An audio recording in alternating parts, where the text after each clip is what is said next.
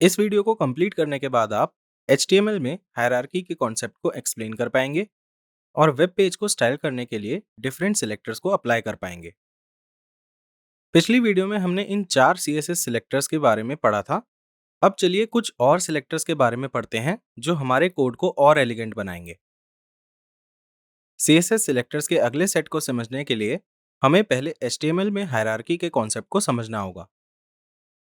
हमें पेरेंट और child elements के बारे में ऑलरेडी पता है, पर चलिए इस कोड को यूज करके इन्हें फिर से एक्सप्लोर करते हैं।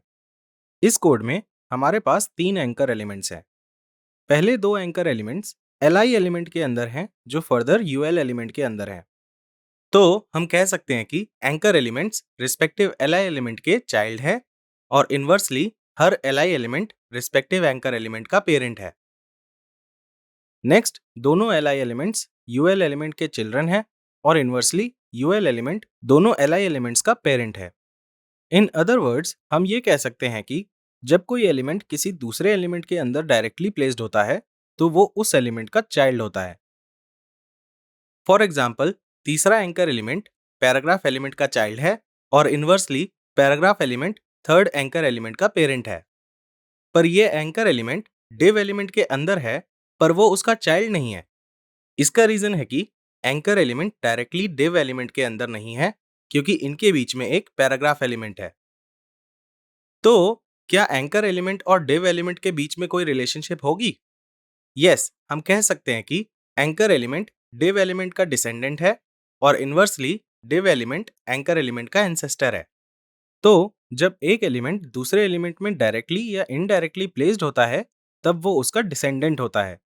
यहाँ पर डायरेक्टली का मतलब है पेरेंट एलिमेंट का next immediate element, that is the child element. तो एंकर एलिमेंट पैराग्राफ एलिमेंट का चाइल्ड होने के साथ साथ उसका डिसेंडेंट भी है। सिमिलरली, पहले 2 एंकर एलिमेंट्स यूएल एलिमेंट के डिसेंडेंट होंगे। ये थोड़ा ट्रिकी कॉन्सेप्ट है और मैं सजेस्ट करूंगा कि आप वीडियो को पॉज करिए और इस कोड को देखकर खुद से डिसेंडेंट्स, चाइल्ड और पेरेंट एलिमेंट ढूंढिए।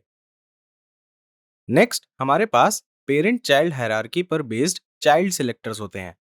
यहाँ पर हम किसी भी HTML एलिमेंट को सिलेक्ट करने के लिए पेरेंट चाइल्ड हायरार्की के कॉन्सेप्ट को यूज करेंगे। चलिए इस कोड की हेल्प से देखते हैं कि चाइल्ड सिलेक्टर्स यूज करके हम किसी भी एलिमेंट को कैसे स्टाइल करते हैं। सपोज हमें थर्ड एंकर एलिमेंट को स्टाइल करना है। क्या आप गेस कर सकते हैं कि थर्ड एंकर एलिमेंट को स्टाइल करने के लिए हम कौन सा सिलेक्टर यूज करेंगे? आप वीडियो पॉज करके सोच सकते हैं और अगर आप चाहें तो उन सिलेक्टर्स को दोबारा देख सकते हैं जो हमने इस वीडियो में पहले डिस्कस किए थे। अगर आपका आंसर क्लास सिलेक्टर्स है तो आप करेक्ट हैं, पर एक और मेथड है जो है चाइल्ड सिलेक्टर्स। अब अगर आप नोटिस करें तो तीसरे एंकर एलिमेंट की हायरार्की पहले 2 एंकर एलिमेंट से डिफरेंट है। ऑल्सो तीसरा एंकर एलिमेंट पैराग्राफ एलिमेंट का डायरेक्ट चाइल्ड है। तो थर्ड एंकर एलिमेंट सिलेक्ट करने के लिए हम चाइल्ड सिलेक्टर को यूज करेंगे लाइक दिस। यहाँ P is greater than A का मतलब है कि हम उन सभी एंकर एलिमेंट्स को सिलेक्ट करेंगे जो पैराग्राफ एलिमेंट्स के डायरेक्ट चिल्ड्रन हैं। हमारे कोड में ये सिर्फ तीसरे एंकर एलिमेंट से मैच करता है, तो स्टाइल प्रॉपर्टीज बस इस एलिमेंट पे ही अप्लाई होंगी। तो समराइज करने के लिए हम कह सकते हैं कि चाइल्ड सिलेक्टर्स में हम 2 सिलेक्टर्स के बीच में ग्रेटर देन सिंबल लगाते हैं। ग्रेटर देन सिंबल से पहले का सिलेक्टर पेरेंट एलिमेंट को डिनोट करता है और ग्रेटर देन सिंबल के बाद का सिलेक्टर चाइल्ड एलिमेंट को डिनोट करता है। अब चाइल्ड सिलेक्टर्स की आपकी अंडरस्टैंडिंग के बेसिस पे आपके लिए एक क्वेश्चन है। अगर हमें कोड के बस पहले 2 एंकर एलिमेंट्स को ही स्टाइल करना हो तो आप चाइल्ड सिलेक्टर्स को कैसे यूज करेंगे? अब चलिए अगले CSS सिलेक्टर पर चलते हैं जो है डिसेंडेंट सिलेक्टर्स। इसमें HTML एलिमेंट्स को सिलेक्ट करने के लिए हम डिसेंडेंट्स के कॉन्सेप्ट को यूज करते हैं। चलिए पिछले कोड को फिर से यूज करते हैं और देखते हैं कि डिसेंडेंट सिलेक्टर्स को कैसे यूज करते हैं। सपोज यहाँ हमें सारे एंकर एलिमेंट्स को स्टाइल करना है।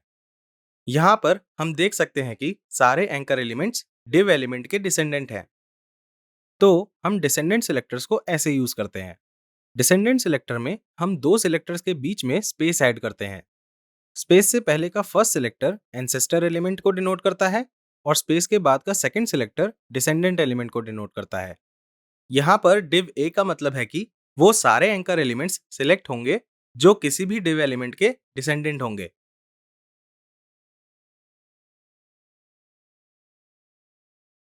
अब डिसेंडेंट सेलेक्टर्स की आपकी अंडरस्टैंडिंग के बेसिस पे मेरे पास एक और क्वेश्चन है जिसे आप खुद सॉल्व करेंगे।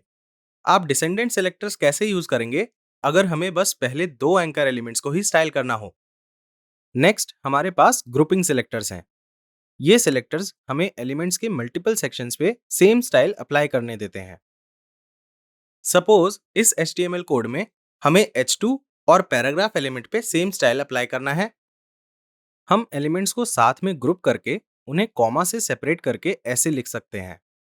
प्लीज नोट करिए कि ग्रुपिंग सिलेक्टर HTML कोड से सारे H2 और पैराग्राफ एलिमेंट्स को फेच करेगा और उन पर सेम स्टाइल अप्लाई करेगा।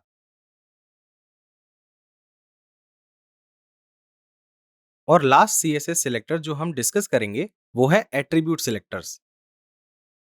लेट्स से इस कोड में हमें सिर्फ टेक्स्ट बॉक्सेस पर स्टाइल प्रॉपर्टीज ऐड करनी है, जो है वो इनपुट एलिमेंट्स जिनका टाइप इक्वल टू टेक्स्ट है। इसके लिए हमारे पास एट्रीब्यूट सिलेक्टर्स हैं। इसका सिंटेक्स काफी सिंपल है। हम पहले किसी भी फॉर्म में सिलेक्टर यूज करेंगे और फिर बॉक्स ब्रैकेट के अंदर हम attribute name equal to value enter करेंगे। ये उन सब इनपुट एलिमेंट्स को सिलेक्ट करेगा जिनका टाइप इक्वल टू टेक्स्ट होगा। इसके साथ हमने मॉड्यूल का सेकंड टॉपिक कंप्लीट कर लिया है। अब next is a quiz. All the best.